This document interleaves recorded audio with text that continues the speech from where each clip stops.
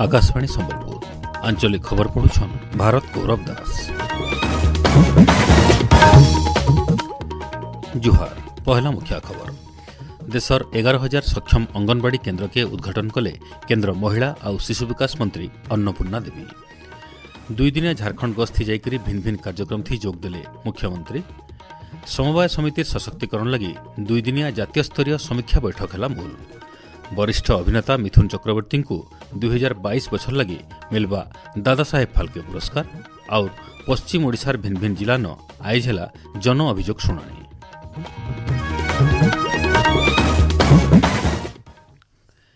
एथर पूरा खबर। देशे 11,000 सक्षम अंगनवाड़ी केन्द्र के आज आभासी जरिए केन्द्र महिला और शिशु विकास मंत्री अन्नपूर्णा देवी उद्घाटन करिछन। रांची ठाने राष्ट्रीय पोषण मासर 7 नंबर संस्करण उद्यापनी समारोह उद्बोधन देकर मंत्री कहिछन जे रक्तहीनता सचेतनता पोषण भी पढ़ाई भी वैषयिक ज्ञान कौशल भित्तिक पदक्षेप और पुष्टिहीनता दूर करबार ई मास पालन मुख्य उद्देश्य है। पोषण मास पालन अवसर सारा देशे 11 कोटी अधिका कार्यक्रम हो जाइए। अंगनवाड़ी केन्द्र सबु कर्मी को आयुष्मान भारत योजना थी अंतर्भुक्त कर लक्ष्य रखाई बोली मंत्री सूचना देछन। प्रधानमंत्री नरेंद्र मोदी महिला नेतृत्वाधीन विकास उपरे गुरुत्वारोप करिछन और ई लक्ष्य हासिल लगी बजेट थी भिन्न भिन्न योजना अधीन थी 3 लाख कोटी टंकार व्यय बराद कराइछे बोली मंत्री कहिछन। ई कार्यक्रम थी झारखंड राज्यपाल संतोष कुमार गंगवार जोग देथिले। मुख्यमंत्री मोहन चरण माझी आइजनु 2 दिनिया झारखंड गस्ती जाइछन। पश्चिम सिंहभूम जिलार जगन्नाथपुर न मुख्यमंत्री पहुंचिकरी दल तरफु 2टा सभाथि जोग देकरी आयबा निर्वाचन के नजर थी दल पक्षथि प्रचार करिछन। आयबा काल मुख्यमंत्री चाईबासार टाटा कॉलेज मैदान न जनसमावेश के संबोधन करबार कार्यक्रम रहिछे। समवाय समिति सशक्तिकरण लगी आइठानु 2 दिनिया जातीय स्तरीय समीक्षा बैठक मूल होइछे। भुवनेश्वर न होइथिबा ई बैठक के केन्द्र समवाय मंत्रालय शासन सचिव आशीष भूटानी और राज्य मुख्य शासन सचिव मनोज आहूजा उद्घाटन करिछन।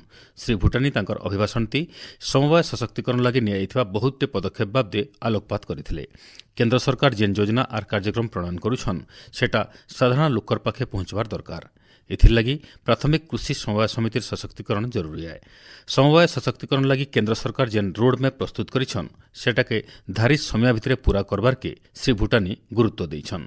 इन जनाई दिया जायपारे जे ई बैठक थी देशर सबु राज्य और 4टा केन्द्रशासित अंचल प्रतिनिधि माने जोग देइछन।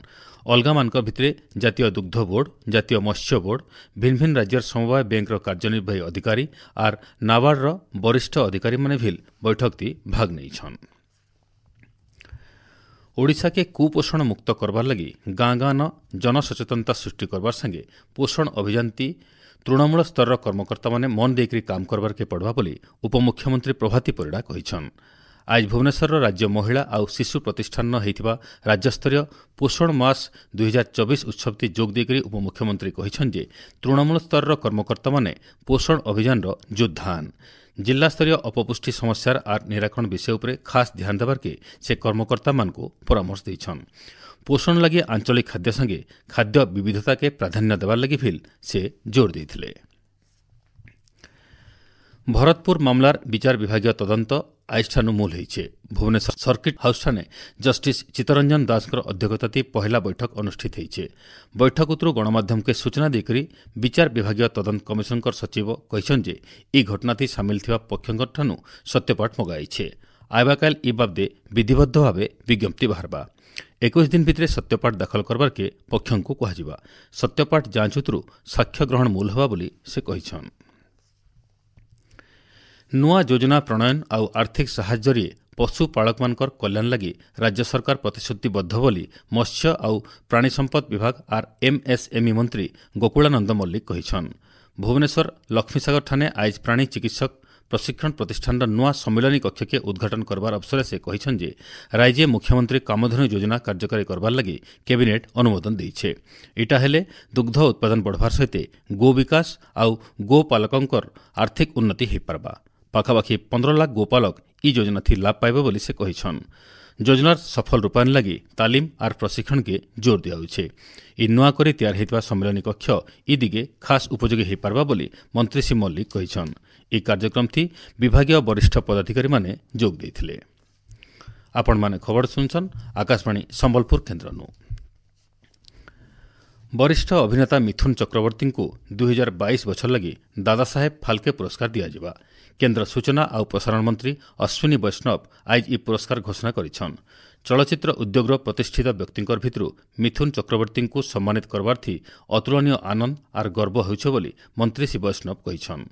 आइबा मास 8 तारिख मंगलवार दिन हेबारके थिबा 70 नंबर जातीय चलचित्र पुरस्कार समारोह यह पुरस्कार मिथुन चक्रवर्ती को दिया बोली सूचना मिली।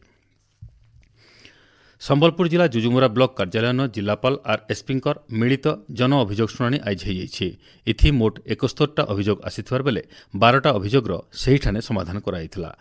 बरगढ़ जिला विजयपुर पंचायत समिति कार्यालय परिसर जिला प्रशासन तरफु जन अभियोग शुणाणी शिविर होइछे।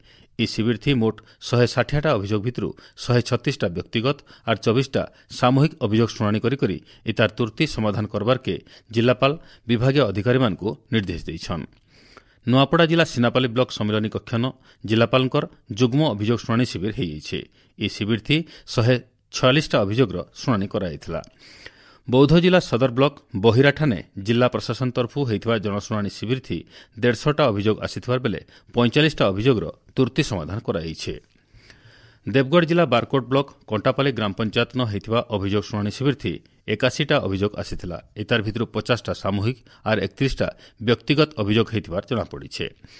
सुवर्णपुर जिला डुंगरीपाली ब्लॉक जिला प्रशासन तरफु मिलित अभियोग शुणाणी होइछे। इथि 245टा अभियोग आसीथिबार बेले से भितर 222टा व्यक्तिगत और 23टा सामूहिक अभियोग थिला। आज आंतर्जातिक अनुवाद दिवस। अनुवादक और भाषाविद मानकर अमूल्य योगदान लगी फी बछर सेप्टेम्बर 30 तारिख के अनुवाद दिवस भाव पालन कराएसी। अनुवादक माने अंतः सांस्कृतिक वार्ता के सुविधाजनक करबार और वैश्विक विकास थी योगदान देवार थी विश्व शांति के तहकावार लगी महत्वपूर्ण भूमिका नौछन। ई बछर अनुवाद दिवस वार्ता होचे अनुवाद संरक्षण गोटे कला और स्वदेशी भाषा लगी नैतिक और भौतिक अधिकार। ई दिवस अवसर राज्य भिन्न भिन्न कार्यक्रम आयोजन कराइछे। गणशिक्षा मंत्री नित्यानंद गंड समकु शुभेच्छा जनाइछन। सामाजिक गणमाध्यम पोस्ट करी मंत्री कहिछन जे भारत पागिर बहुभाषी देशे अनुवाद गोटे गुरुत्वपूर्ण भूमिका नेसी। दूरदर्शन केन्द्र संबलपुर अभियांत्रिक मुख्य प्रदीप्त कुमार मिश्र आज चाकरीनु अवसर नैछन।